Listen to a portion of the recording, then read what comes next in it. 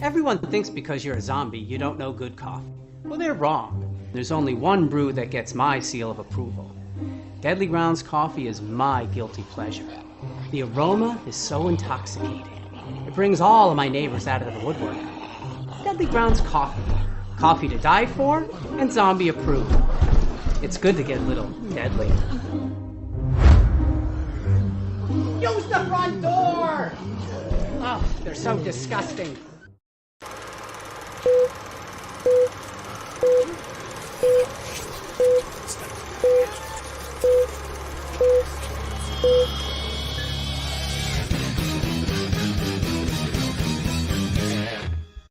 Everybody, it's Tuesday night. I'm Kevin, and this is another live Wicked Horror Show. As always, I'm joined by Tony Has Nine Fingers. What is going on, people? And I'm going to go through down the line. We have a few people here tonight. First off, writer and director of WATCHDOG. We have Elsie Holt. Welcome back, Elsie. Good to see you all again. Thank you. Yes, you too. And one of the stars of WATCHDOG, we have Celeste Blandon. How you doing? Hi, guys. Hi. Good to see you back. And we have Daniel John Kearney again. What's going on, Daniel? And congrats on the new baby. Thank you so much. Thank you so much. So how many is that for you? 3. That's our last one. Godspeed. Yeah, I was going to say, I don't know. That's a lot. So do you have, is it all girls, or do you have a boy as well? My stepson is my first child. And, but then I have another girl and now another girl. So a boy and 2 girls. There you go. He's an older brother though, right? He is. Yeah. Big difference. He can be the jerky older brother. That's cool. Yeah, that works out. I was the jerky youngest brother. So that works out. But yeah, congrats again. So we've had you guys on before to talk about WATCHDOG.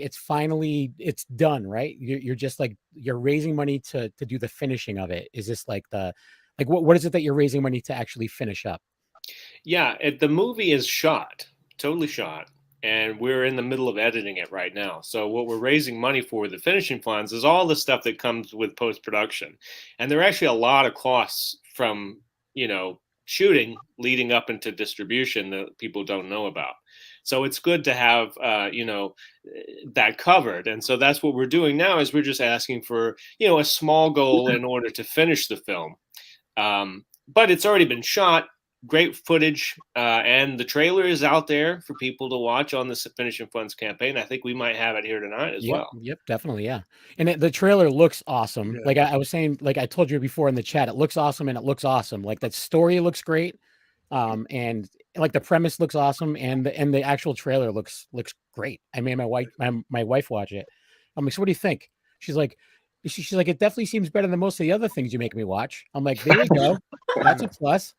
But I don't know. She watches Lifetime and Hallmark, so whatever. I don't want to get on that. She's in the other rooms. I'm sure I'll be murdered afterwards. But so Elsie, you've been in front of the camera. You've been behind the camera. This one you wrote and directed. So what inspired this? You were in. So it's a home invasion movie, right? And you were in a pretty big home invasion movie yourself. Yeah. So is how long has this idea been in your mind? The idea has been in my mind in one form or another for, I would say, probably, 5 or 6 years. I started writing it initially as a play. And then I thought, well, I don't know. I didn't know that it really worked that well as a play. And so I wrote about, maybe about half. And then I was like, meh. And so I started to go off into other things. And then but it stayed in my mind. And that's usually the projects that get all the way through are the ones that stick in your mind. They never go away, and they're always kind of revolving, and the bad ideas sort of fall away. Or maybe the ideas that maybe they're not bad, but they're not really your cup of tea or something you could do well. But then these certain ideas just sort of lock in there. And no matter what you do, they never go away. And it could be years, it could be 10 years, and you're still thinking about it. And WATCHDOG was one of those things. So even after I finished, I finished other projects as an actor and as a director, this WATCHDOG was still there. So I started to think, well, what about as a film? And then that's when it made sense to me that really it works better as a film than it would as a play. If you did this as a play, not only would you have to reconstruct the set every night, but you were asking people to go through emotional hell night after night after night after night, which it would be very taxing. I don't know that you could do this as a play. I think it only would work as a film. But that's sort of the kernel. That's the origin of the idea and how it eventually grew into being a screenplay. But once I started writing it as a screenplay, it went pretty fast, relatively, because, when you have something in your mind for years, it's just waiting to come out. And once you open the door and allow it to, there it is. It's not that difficult. And then, of course, you rewrite it and you rehearse it with the actors and you go through all this. And then that informs things about the rewrites. And that's all part of the process. But once I'd written that script, that's essentially, that's the core of Watchdog. And I was glad to finally get it out there, after all these years in my head. And there are other ideas like that, too, that circle. And those, I'm sure, will be future projects. Nice. Just real quick, Sergio's in the chat. He wants to say hi to everybody. What's going on, Sergio? Welcome back. Hey, and, Sergio. We also have TK Payne saying hi. And we have Molly Sousa. LC, are you a big true crime fan? I noticed the trailer had some connections to a couple of 70s, 80s serial killers. Yeah. So is that the case? I am a true crime fan, as is Celeste. We talked about this a lot, about these sort of serial killer type stories, and not just serial killers, but true crime in general. I find it fascinating in a way that's like, you're watching a car accident, rubbernecking in a car accident. Yeah. It's horrible, but there's something about the criminology and the way that people solve these crimes, cold cases and things like that over years and years and years, the determination it takes for police officers and law enforcement to do that's really fascinating to me. And you think, like, would I have the dedication to follow a case through for 30 years? Yeah. And then you go, well, of course, it's the victims' families need justice. So, yeah, it makes sense. But that takes a certain kind of person, Yeah. And she's also saying that the dishes on the back is fucking haunting. And I didn't want to ruin it. That is a really cool, part.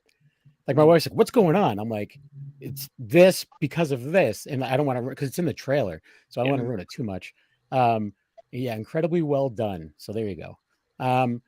So yeah, that was a really cool aspect. And I same deal with the true crime stuff. I work right from here, so I'll have Netflix on, and same deal. Like I just watched a documentary yesterday that kept me from doing work.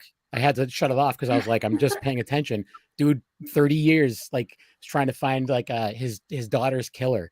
And it was like, it's crazy. And it's real.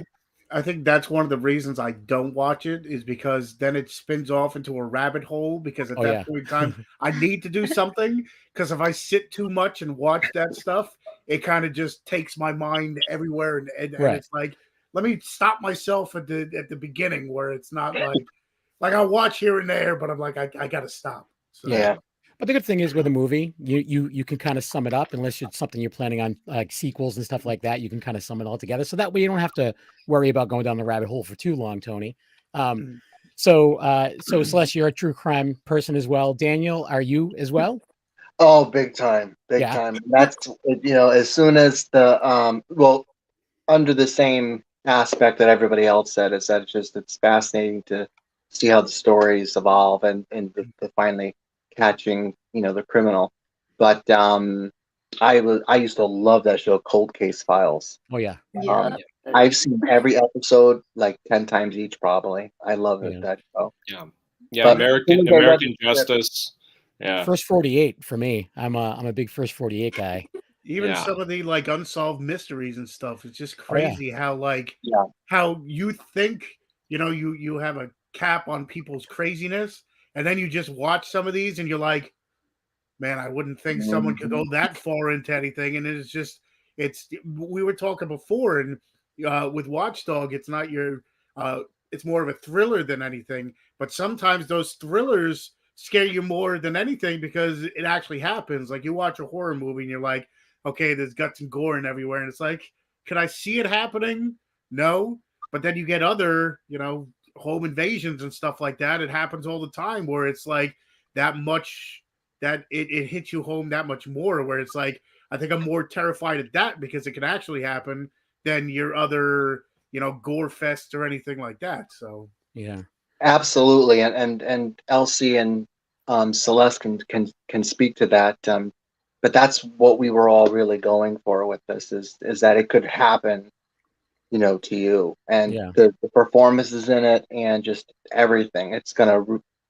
We're very excited to show everybody how wonderful it came out. It really does look good. And, that's the thing that's with You're Next and with The Strangers and stuff like that. Like those films scared me the most as far as like newer horror, because it very well could happen. As opposed to like a big, like supernatural thing where it's still scary, but it's scary for a different reason. Just real quick, TK saying that the Watchdog trailer looks awesome. Can't wait to see the film. So one thing you can do is you can go and help with the finishing funds over on the Indiegogo, and maybe get family and friends some Christmas presents and get their names in the credits, something like that. Yeah, it's a great Christmas gift for sure. Right. And I want to point out to TK. TK is actually a supporter of ours from way back the first Indiegogo campaign. So thank you very much, TK, for your continued support, as is everybody, because you couldn't do these things without support. I mean, there's no way. So. We're all very appreciative of every dime that's put into the film, and we want to make sure that it goes directly toward, making a great film. And with this project, everyone is so excited about it because I think it was a great experience on the set. I mean, I try to make it a great experience for people. I'm very organized, maybe perhaps overly organized, but I don't know in a film that you can be overly. Yeah, exactly. There's really no such thing. And so I'm going to cut myself a break there. But no, I mean, and I loved working with Dan and with Celeste and Cheney Morrow and Wes Robinson and Mark Patton, Felissa Rose, everyone who was involved as actors, and also some of them were actually involved behind the scenes. Cheney is a producer, Felissa is a producer. So, and not to mention our incredible crew, Jared J. Lewis, who is the DP and the editor, Frank Dormani, who's doing the score, Derek Worley, who did the amazing effects. And the things about the effects in this movie that was difficult, and I made it slightly difficult for Derek, I think, but I think he appreciated it, was everything in the movie had to feel like it could really happen. Mm-hmm. So the effects in this movie had to look like the kind of thing you would see at a crime scene. You know what I mean? Mm-hmm. And that might sound easy, but it's kind of deceptively difficult. Because amazingly, when you're used to doing gore and like people exploding and stuff, very few times do people get stabbed and then they explode. Yeah. Do you know what I mean? Thank God. Yeah. Only in that remake of Black Christmas, the first one, do people explode when they get stabbed. Right? Yeah. But with this movie, making it look real and making it look like an actual crime or an actual murder scenario. It actually, he did a hell of a job, and like I say, deceptively simple, but really kind of difficult if you're an effects guy, especially if you're an effects guy who's used to working in a lot of the sort of stylized gore that makes slasher movies and stuff like that so much fun, because there is the kind of a comic book quality to it, it's almost kind of like a over the top quality. But this movie everything in this movie had to feel like it could really happen. Mm-hmm. And so that's why Watchdog was kind of difficult in a very unique way, because we were trying to go for, the true crime is a great way of putting it. Something you could see on a true crime show. Yeah. Only here you're watching the night progress. You're watching the crime happen rather than getting the summary, like on 48 Hours Mystery or something after the fact. Yeah. So Molly's got a great question in the chat. So Celeste, what does your process look like when you're filming those intense scenes? So first off, I said this before we went live, but in the trailer, Celeste's voice is so like soothing. It's just like, it almost gets you comfortable. And it's like, that's going to make it even more intense when something happens, because her voice is so like chill. You know what I mean? In a good way. It's in a good way. Thank you. Yeah. So yeah, what does your process look like when you're getting ready to do these scenes? So first off, Molly, I love you. But also, yeah, I guess when it comes to the more intense scenes, I have found a particular something that helps me to be able to tap into my emotions. And there's a song that makes me able to dig up that emotion right away. And I've found that very, very helpful in the past year of my life, probably. It's also helped me a lot to heal emotionally. Just kind of reliving these things, and like everything you're going to see on screen, every emotion is real. It's not something that's fabricated. It's not me creating the look of an emotion. Like for me, it's actually feeling in the moment of something that's happened in real life. Oh, So wow. yeah, Yeah. I find it a lot easier that way. Nice. So you said there's a song. Would you share the name of the song, or is this something you want to keep hush Um, hush? I'm comfortable with Just sharing this song. just hope it's nothing crazy, like like Sir Mix-a-Lot or something like that. Like, Yeah. yeah, what is it that that brings out the emotions? This is gonna sound so cliche, but Yellow by Coldplay, which was actually my second most played song this year, which surprised me because I only listened to it on set. I cannot listen to it in real life without falling into 1,000 pieces. Really? So, That's pretty huge that a song, has that kind of effect on you. That's pretty great. Like whether or not you're a fan of Coldplay or not, that's, there's a reason why that song is what it is. So it means something and someone to me. So it's weird because it didn't mean that to me growing up. It wasn't until later. So yeah, that's the only song that does that to me. And I'm not even a huge Coldplay fan, but I'm thankful for that song and for what it's done for me emotionally getting through that. And I guess just making me have good memories. And some are sad, but it's helped me remember a lot of good things. that's good. That's awesome. It's Now, awesome that you have that. how long does it take you to like decompress? Like once you have that intense scene, like is it like okay, just let me be? I'll be here in this corner for about like a couple hours. Don't talk to me, or is it like snap in, snap out, or?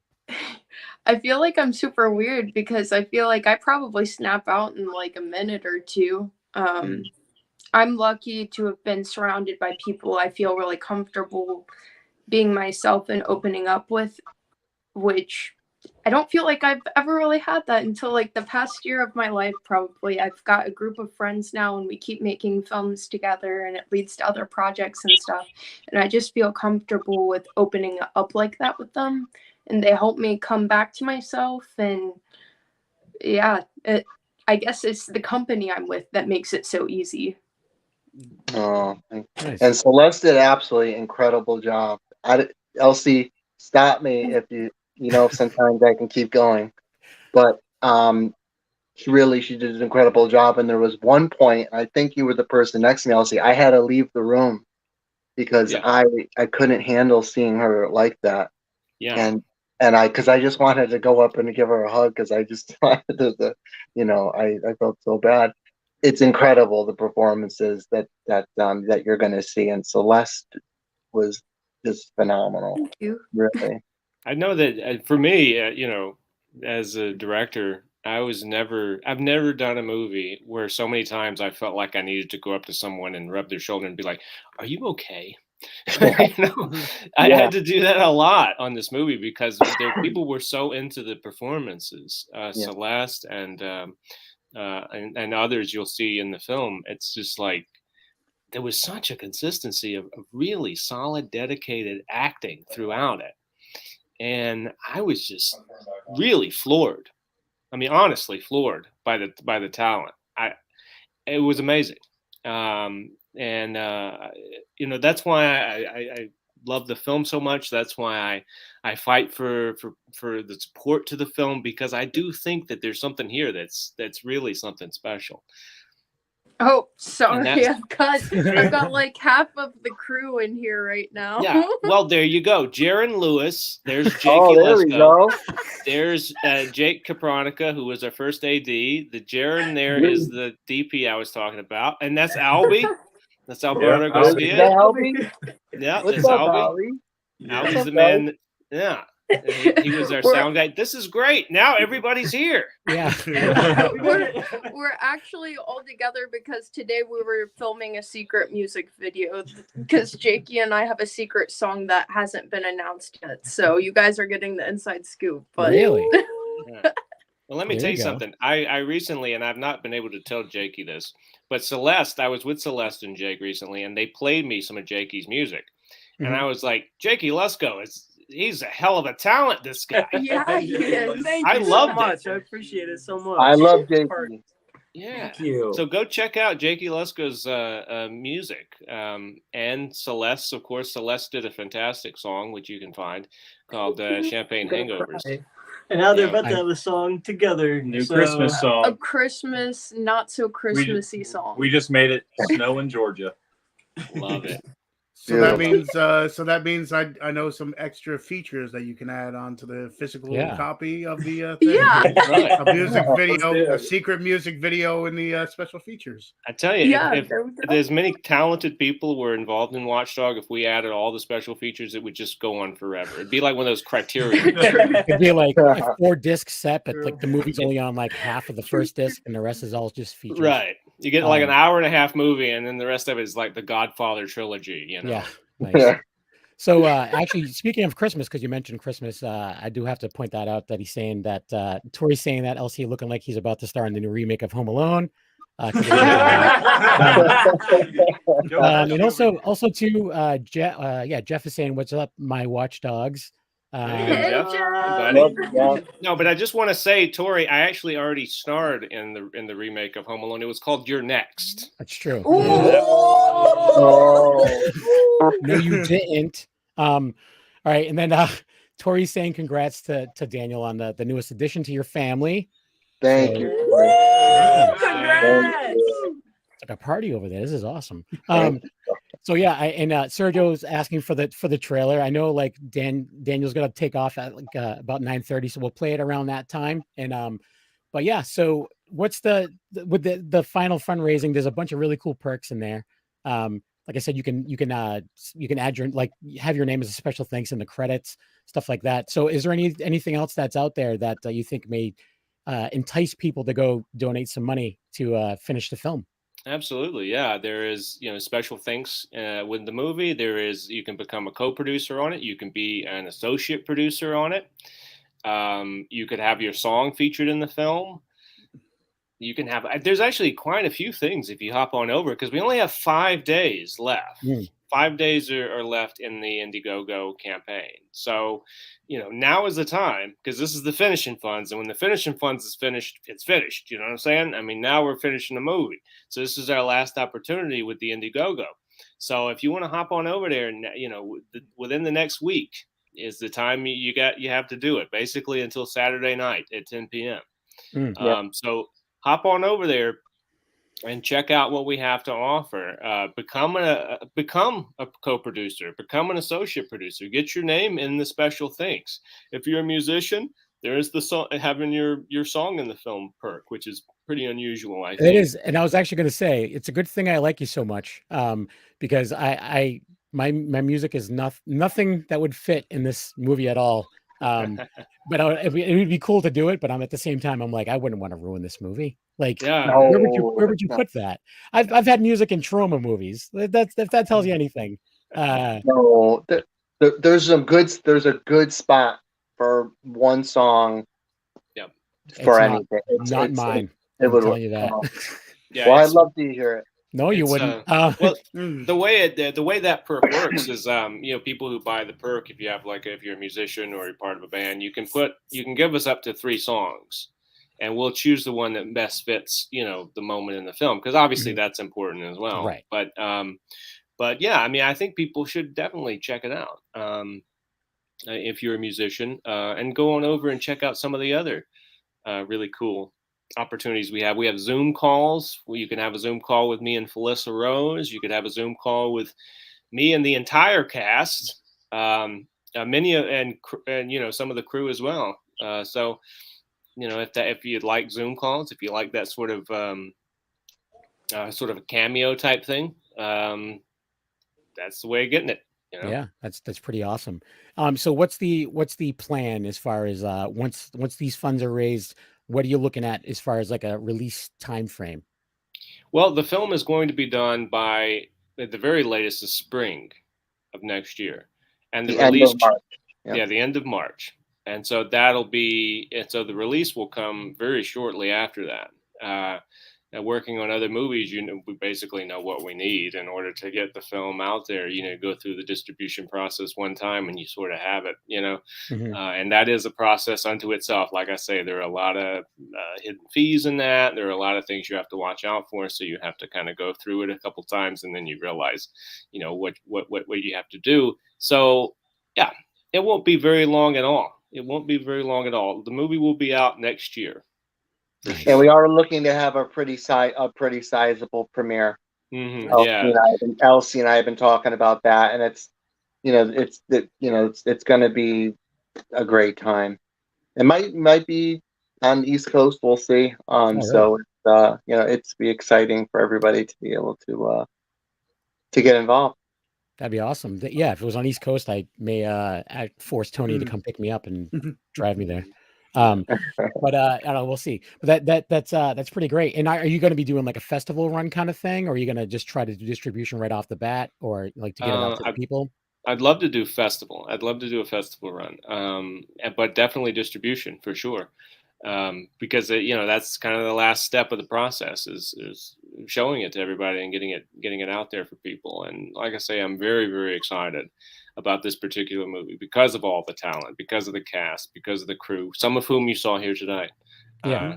And unexpectedly, little cameo appearance. Loved it. That's great. Where are they? Get them back in here. And that's the thing, the beauty behind the camera. It's like sometimes people don't, you hear you see names, but it's like you don't put faces to names. And now we got it. Oh yeah. There's a lot of people that work like really hard behind the scenes that never in front of a camera, and like they have like the coolest time ever, and they don't have to bother about being bothered by people like, hey, aren't you that person? They're like, whatever. I hold the microphone. Yeah, and that's the thing with the whole with especially on Watchdog and some other things we all done together. Everybody really thoroughly enjoys being together, and everyone has such a great, wonderful time, and just friendships are born, and people love being with each other, and that comes off on screen. So even though they're intense scenes, there's still moments of clarity where you can see, wow, they are having a good time. This is everyone's very comfortable, so it helps on so many levels, on every level, from just even waking up in the morning. It just makes everything really wonderful, and it shows up on camera. Truly is a great group. It's a good little family, and I enjoy them, and I'll work with them on everything that I direct. So that's for sure. Nice. So I want to play the trailer, and I know Daniel, you got to take off. So awesome to see you again, sir, and congratulations again. Have a great holiday. I'll message you anyways. I'll message you anyways on Christmas and tell you. I appreciate it. Thank you so much, everybody. Yeah. So all right. So here we go. Here's the trailer for Watchdog, and we'll be right back in. This is like a little over 5 minutes, right? Yeah. Well, one of them is a trailer with the Indiegogo video at the end, and one is just the trailer. It sounds like you're going to play the trailer and the Indiegogo video. I'm okay with that. All right, here we go. We'll be right back. I should have known that tonight was going to be a nightmare. I'm going to take the job. Bye, Dan. You don't need to do that. We'll make it work. Tired of fighting, Anna. Secrets. They'll kill us. Nothing could ever kill us. Not as long as we have each other's backs. Whoa. Hey.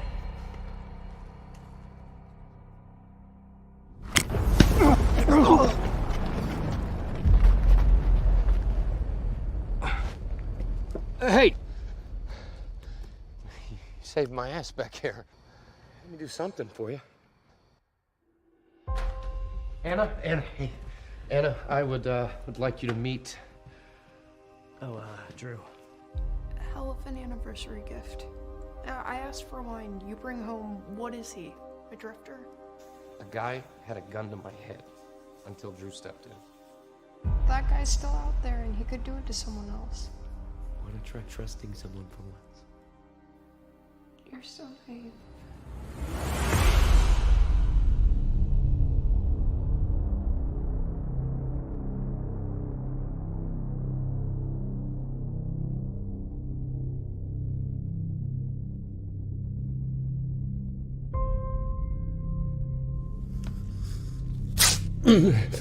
Why are you doing this?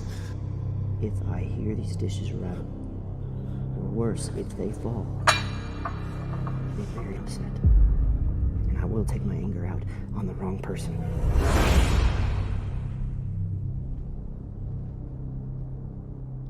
What's happening?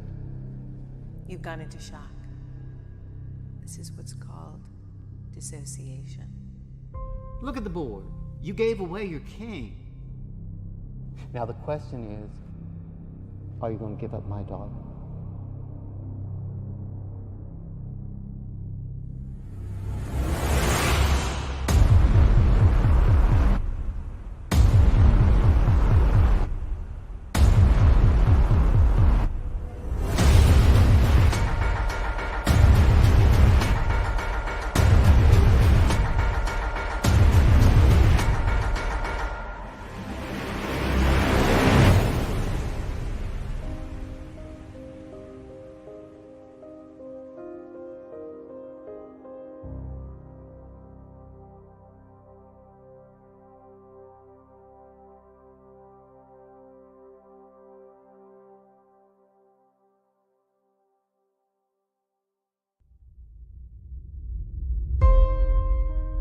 It interests me to do like my version of different subgenres within horror. I wanted Watchdog to be very grounded.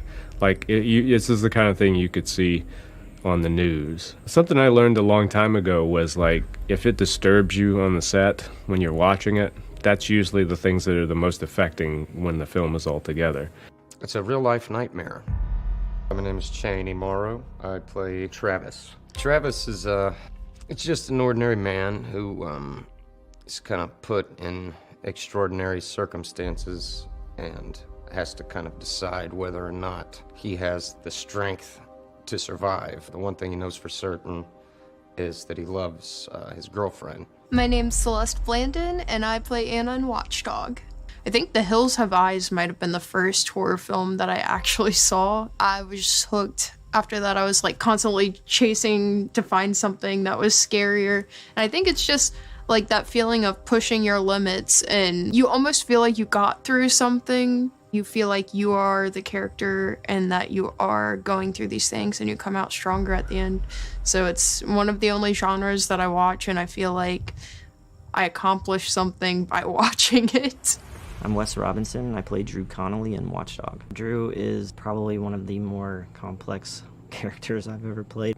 He has a life beyond the movie, and hopefully you see kind of what molded him into being what he eventually became. Working with LC as a director, he's been on both sides of it. Makes a great director. When you've done the other side of it, you can see what's helped you, and he's had that, so he knows how to do that. Celeste, Wes, Cheney, they are so into the performances. It really is amazing. It's as good as what I thought, and in most cases it's better.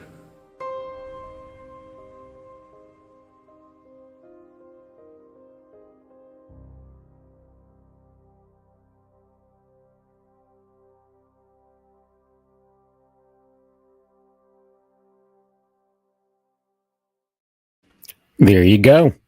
So yeah, there's that. Yeah, totally sold. And that's one thing too. I was hoping that Wes was going to be on because he looks like such a nice guy.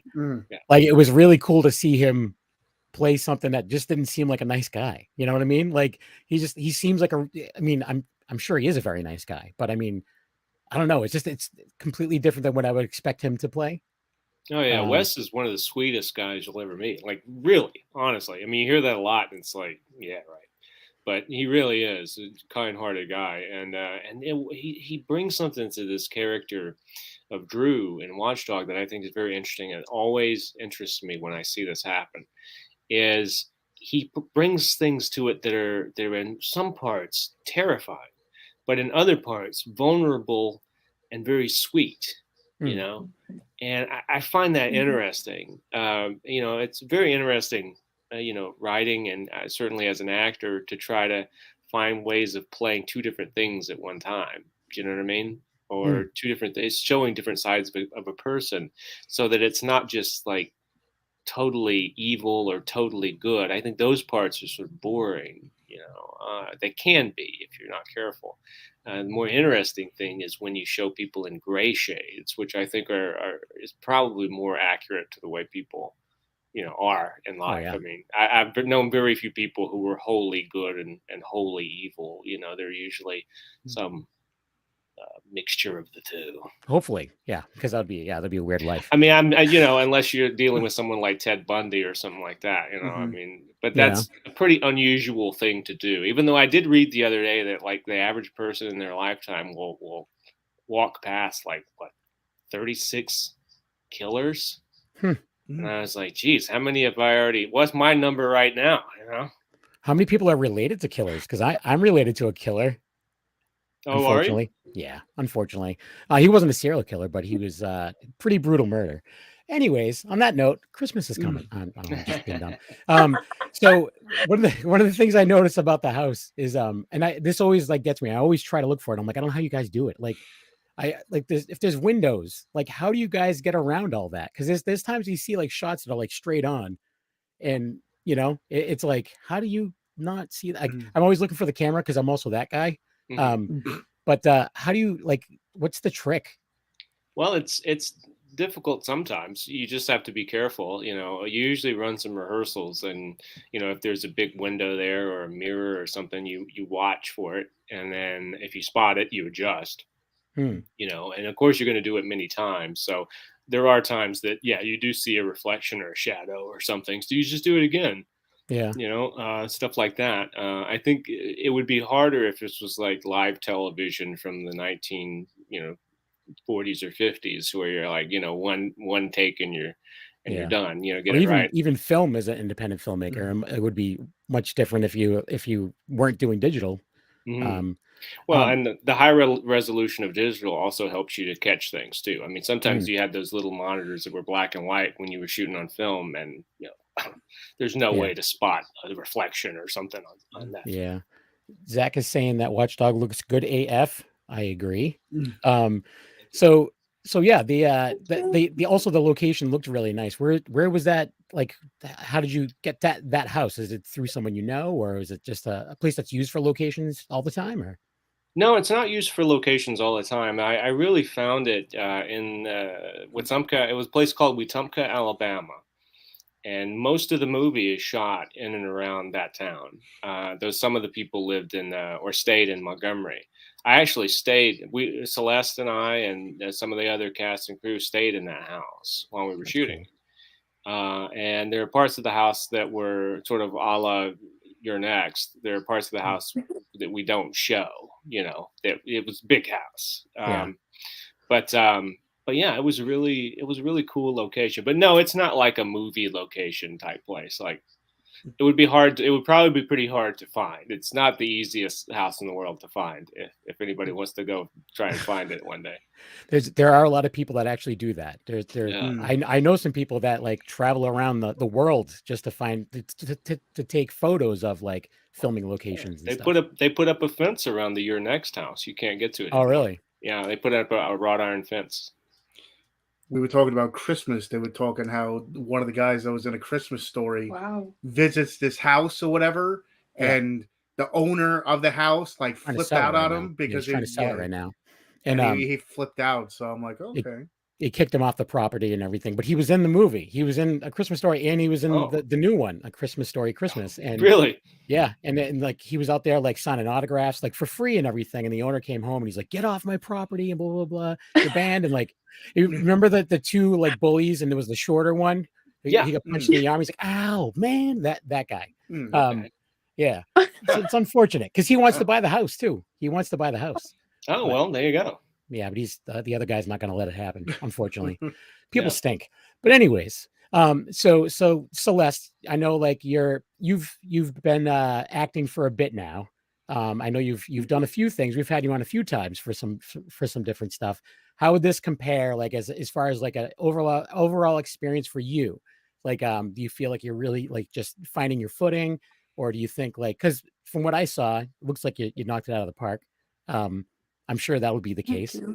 But you know, like, so what are your thoughts? Like, do you think that you're more confident now?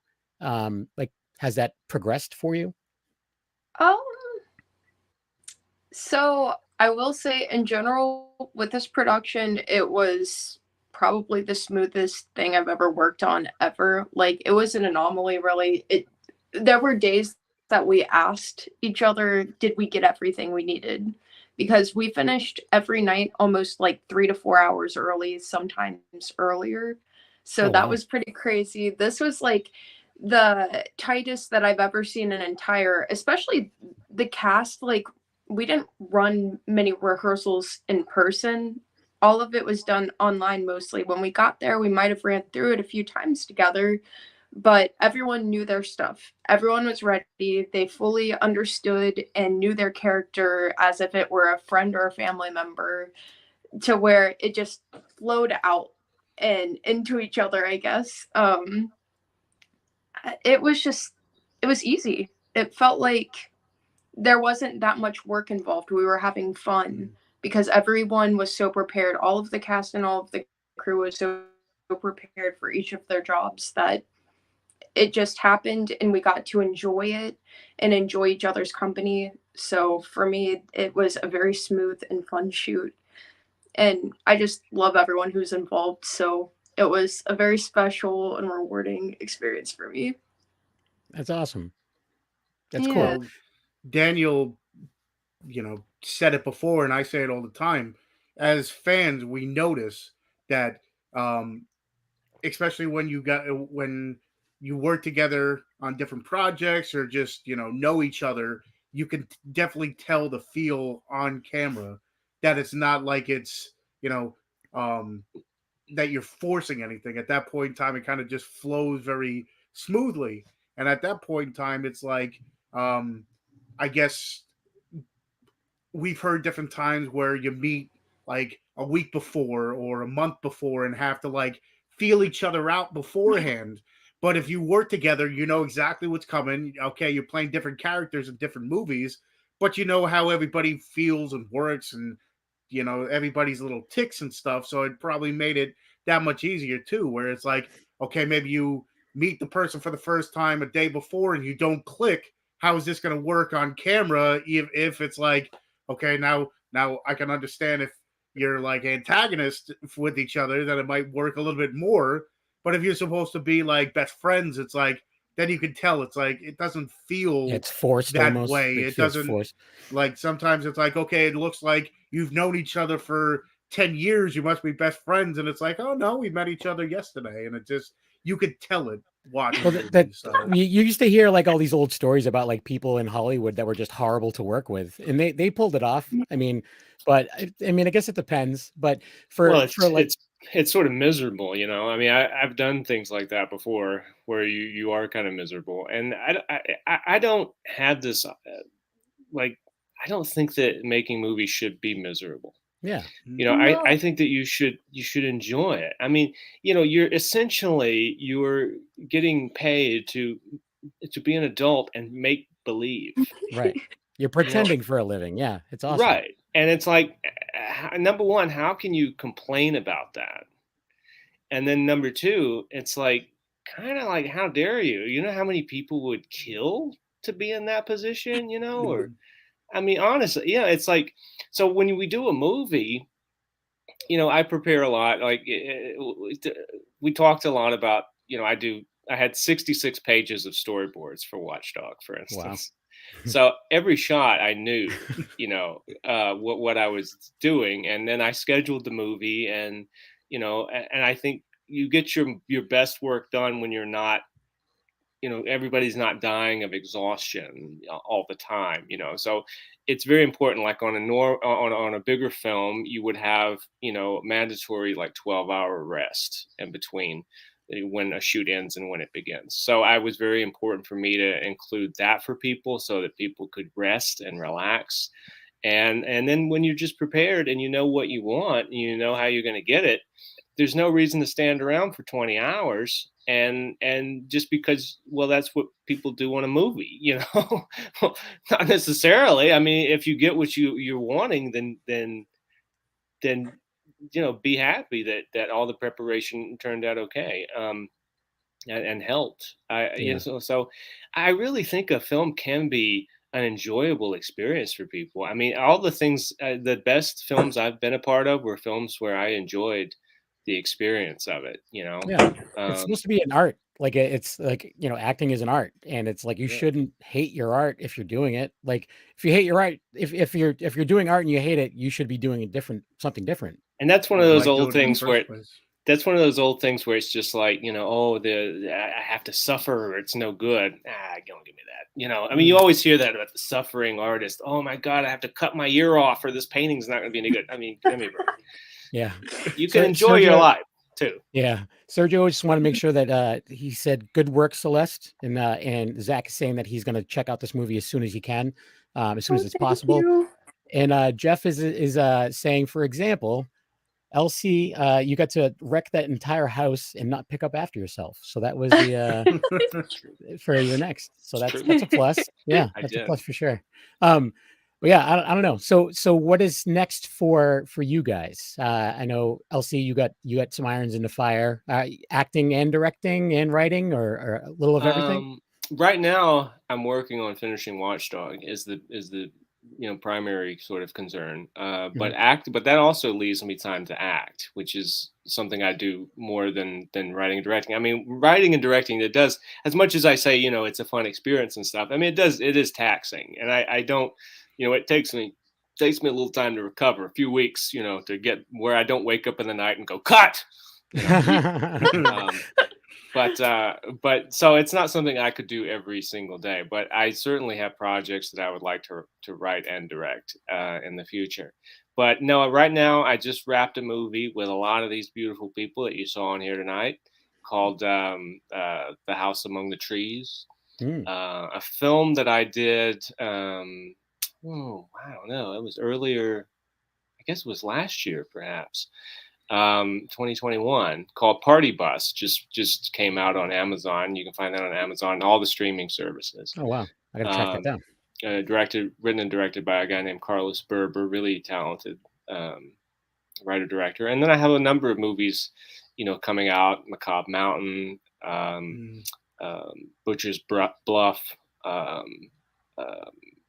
Go Away, Phantom Fun World, which was written and directed by Tori, who was on the show here tonight. Yeah. So yeah, it's a number, and Celeste, of course, is in that, and so is Wes. Nice.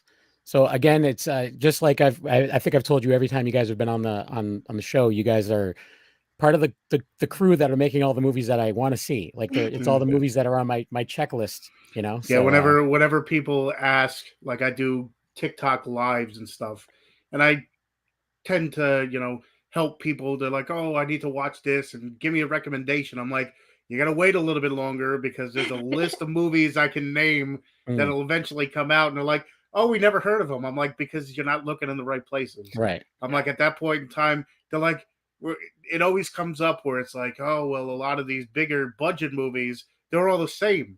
I'm like, then why do you keep on going to that well? I'm like, look the other way. There is another side of, movie making, which, at that point in time, I think it's growing, even once the pandemic hit, it grew. But it's taken strides that, I'm a fan. I'm not part of it. I haven't taped anything, but I take pride too. Cause it's like, it took me a while to find it myself because I was always the bigger budget guy, and then doing this podcast, it opened my eyes to a world that I knew was there, but I didn't realize how big the world was. So it takes pride as me as a horror fan being like, there's going to be a lot of stuff coming out that, you know, I think everybody would be excited to see. So Definitely. I agree. I agree. And the one thing he said that he's like, you're proud because you found it. I'm like in the same boat, but it's like I feel like I know I'm not like old enough to be everyone's father, but I feel like I'm like, that's my friend over there. Look at what they did. They're awesome. You know, like I'm always like proud of people when they get stuff. And I'm like, oh my God, this is so great. I'm so happy for them. And I'm like, I get to call people and tell them to pay their bills. And you guys are doing awesome things. And I'm happy for you. You know, like, I don't know. I mean, I'm living through you guys because you guys are, you know, you guys are doing like really cool things. And it makes me feel proud that you guys are continuing and building and doing these things. So good job, guys. Thank you. Yeah. So Celeste, besides all these other movies that you're starring in as well, have you ever thought about like appreciate you guys. Have you ever thought about like stepping behind the camera and doing directing yourself, or has that ever been anything that you thought you may want to do? I'm not really interested in directing. However, I do make my own content with my boyfriend and I are actually a filmmaking couple. We make our own shorts currently. Also, The House Among the Trees is it's the first feature that we helped produce, like as a production company. So I like to produce and I like to write, but I don't like to be in charge of things. I would rather someone kind of give me, you know, some direction and then to take that and get creative with that direction. Yeah. So like, I know you've mentioned your shorts before. Like, is there anywhere where people can see them? Like, do you have like a YouTube channel or something, or like Yeah. Yeah. Oh, I think she might have frozen a little bit. We do have a YouTube channel. Oh, am I back? Yep. Yeah. We can hear you. Yeah. Uh-oh. Okay. I gotcha. Cool. So we do have a YouTube channel. If you look up Simpatico Pictures, that's it. And then also we're going to be at Days of the Dead in Atlanta, which is where we're based currently. And that's at the end of January. Our film is going to play there. We have a new film coming out called Susie Q that is a Scooby-Doo tribute, I would say. So that's going to play there. And then also I'll be at Tori's table for Jonestown Films, like throughout the weekend, just like signing posters and like just meeting people, checking out the con. Yeah. That's awesome. I love cons. Me I feel too. bad. Tony goes to way more than I do now. It used to be the other way around. Yeah, well, I mean, it's because in Jersey we got 3 big ones that it's like 2 times a year. So now it's like almost like kind of ingrained in my mind. Like I never thought I would get into it as much. I don't know why, but the first time I'm like, okay, this is cool. Then we went again, and it was just like, this is an experience. So it's one of those things where I must say, anybody that wants to get into it, definitely go ahead. It's a little taxing on the wallet. Yeah, I was going to say. It's probably one of the coolest experience, especially when you get sometimes it's a little too busy. So you get about 4 seconds to be like, oh, hey, how you doing? Here's the signature and gone. But sometimes you want to go to those small conventions just so it has that feel to it. Like I've heard horror stories where you meet someone you wanted to meet and they're not who you thought or whatever.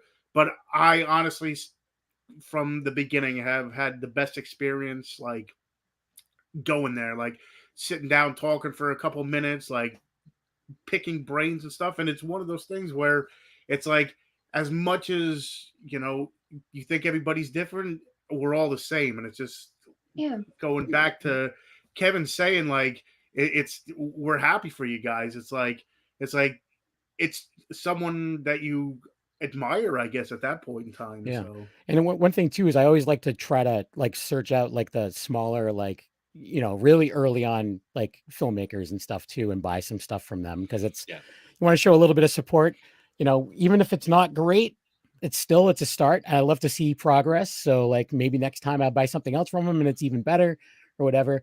And then there's also the situations like Tony had where he couldn't speak because he was starstruck for one of the girls from Full House. Jodie Sweetin. The only time, like, I'm usually a chatterbox, but literally anybody else, I'll walk up. Oh, you were my childhood crush, whatever. Jodie Sweetin. For some reason, like I walked up and I was just like, and my good thing my buddy was there because I would have made a even bigger fool of myself. He's like, oh, he wasn't gonna come up. You're one of his favorite people, and I stood there and I shook my head. Yes, I couldn't speak, couldn't say anything. I was like, and that was about it. I'm like. And after I'm like, what the hell happened to me? I don't know what happened because, like I said, I can chat up and talk to and whatever, and it's just like that point. I was like, okay, I don't know. It's weird. It's weird. I mean, have you guys ever had that situation? I know LC, you've been acting for a while. Have you ever been kind of starstruck around anyone that you've been in the movie with or met at a con? Yeah, I've been starstruck by people on set, particularly when I was younger. You know, when I was a kid and a teenager.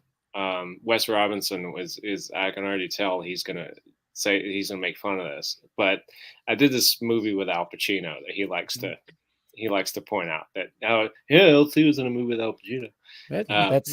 That's something that not everyone can say. So yeah, I was say it forever. Yeah, it was fun, and it's just friendly joking, but no, we that was I was 17 when I did that, and that was pretty amazing. I would say I was starstruck by Pacino. Yeah. And then I just wound up, doing because Michael Mann was the director of that movie. And Michael Mann does a lot of takes. So after about take number 75, you sort of it wears off that you're around Al Pacino and you just like keep going. Yeah. I don't know how many takes we did, but Michael Mann's a big perfectionist. Well, that's for me. It's just been at cons for the most part, or even on the show. But it's not doesn't happen that often. I just recently got a chance to interview Dave Foley from Kids in the Hall. And I was a stuttering, muttering, like I was just like, "You're awesome!" Like it was so bad. It was like Chris Farley on like Saturday Night Live. But it was like he's like I've been a fan of his since like high school, and the dude's hilarious. But I felt like that big. It was crazy. He was such a nice guy too. He's so nice, and he's like, "Oh, okay." Like you could tell, like he felt bad for me. Whatever. What about you, Celeste? Have you met anyone at a con that you've been starstruck by? She looks a little frozen. I don't know if she is. Either that or she's very involved in the conversation. I just want to ask you, Kevin, when you were doing the Dave Foley interview, what did you say? Like, so Kids in the Hall. So did you like that? I might have missed half of what you just said. That's thanks okay. to the internet. No, that's okay. That's okay. I was filling it up, and then you go, and then Kevin, you're like, stupid. I was stupid. Yeah. No, so like I started off by saying like the new like reboot, like the new season was perfect. And he's like, "Oh, I'm glad someone thinks that. I don't think that." I'm like, no, it's really perfect. And he's just like, "Okay, I'll take your word for it." I'm like, "I'm sorry." Like, it was bad. Like, I don't know. It's weird. I felt very, very strange. So Celeste, if you can hear me, I was asking if you've ever like had a chance to meet anyone at a convention or anything that's kind of got you starstruck, or if you've worked with anyone that's been like kind of like, holy crap, can't believe I'm on set with this person. Okay. There's a few, I guess, just in general in life. So firstly, I would probably say, so the first film that I was ever an extra on was actually Haunt. Okay. Which Chaney is one of the big bads in. So when I saw that he was going to be in the cast with me for WATCHDOG, I was super thrilled because that's kind of one of the places that it all started for me. So getting to work with someone who was actually like a real role in something that was my first film ever, that was really crazy. And it's not like that was like a decade ago. That wasn't even that long ago. So you went from being like a background actor to, having lines in a movie with him. That's pretty awesome. It's pretty good. It was really mind blowing and exciting for me. And then bragging, I would say, showing his haunt. Oh my gosh! Yeah, and I got the special edition signed by Damien Maffei. Oh my goodness, that's so sick.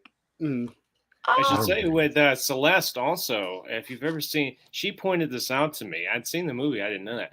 you've ever seen the Ted Bundy movie, Extremely Wicked and Vile, I can never remember the order of the words. If you watch when Ted Bundy walks into the bar, the first person he sees is Celeste. Oh, really? Yeah. Yeah. She was being stalked by Ted Bundy in that movie. What? Yeah. Otherwise known as Zac Efron. So I met Zac Efron and he was super nice. He was a really nice guy. That was pretty crazy because growing up I was obsessed with High School Musical because I always got like in high school and stuff, people would tell me that I looked like Vanessa Hudgens. So I could see it. I was super into it. I had all of the clothes and all that stuff. You know, it was like the Grease of my day. So that just made me feel very old. I just want to put that out. I feel extremely old. I still love Grease. I still love No, Grease. I'm just saying the fact that you are that young to be that into it. I'm like, oh man, I am very old. I get that. I think that all the time. I'm like, yeah, I think I'm actually older than you too. I don't know. You could be, man. I think I am. I'm very old. We're not gonna say our ages, so don't even. No. I was born in the 70s. I can tell you that. Okay. So I was born whatever year they need me to be. That's the way to do it. Look, That's the way. I could play young. As long as you need someone that can't act, that can, possibly look younger, I'm your man. Anyway, so it's about time that we wrap things up. So Celeste, one time real quick, where can people find your videos? What do they have to look up to find your short films and stuff? Oh, so on YouTube, you just look up Simpatico Pictures. And also, I'll be dropping new music soon. So follow me on Instagram. I'll be posting links to that soon as well, which is just Celeste Blandon. I also share my Simpatico Pictures stuff on there too. Nice. What genre of music? Well, I've been experimental lately. This new one is an R&B Christmas breakup song. So, but I normally make singer-songwriter stuff. There you go. Love it. There you go. And Elsie, what about yourself? Where can people find you? Well, you can go to all the social medias and stuff, Facebook and Instagram. But definitely go check out the Watchdog Finishing Funds campaign because we only have 5 days left.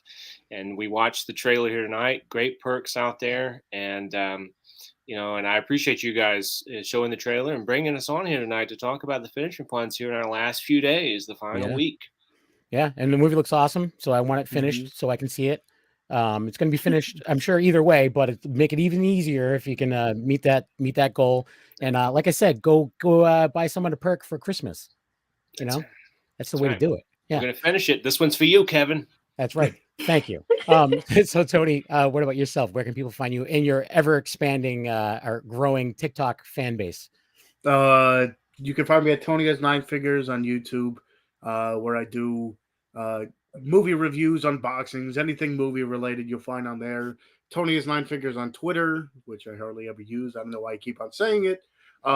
Tony Has Nine Figures on TikTok, which I do anything movie related. I try to recommend some stuff. That is my fastest growing. What are you up to now? 19,500. 19,000. Slowly. Just pointing out movies. Well, that's awesome. I mean, people do love movies, so yeah, they do. Tony's Movies on Instagram, where I show off the movies behind me, and of course here most Tuesdays on the Wicked Horror Show, whether we have awesome guests or we have just an open horror movie discussion. Make sure you watch it though, because if you were just listening, you just heard the trailer. It's awesome. Yeah. It's better to watch the trailer than listen, but definitely check us out there. And Kevin. Yeah, just A Knuckle on Instagram. Besides this show, I'm also part of Black and White Fright and Violence Buffet, which are two separate podcasts. And I'm starting a new podcast with with a cast member from the original Scream, where we're going to re-educate her on horror because she doesn't know anything about it. So that'll be interesting. That's going to be coming out a couple months into the year. We're not sure exactly when. I think we're going to start recording them in January. So be on the lookout for that. There'll be more information on that. That's 1 month into the new year. I know that, but we're going to start recording. We're not going to put them out yet. Okay. Is that one going to be? You should call that Kevin Schools. No. It's actually going to be the re-education. Insert name here, and it's going to be that's going to be what it's called. That's good too. Yeah, that's good. Yeah. Well, thanks everyone for watching /listening, and we'll talk to you later. Bye. Thanks.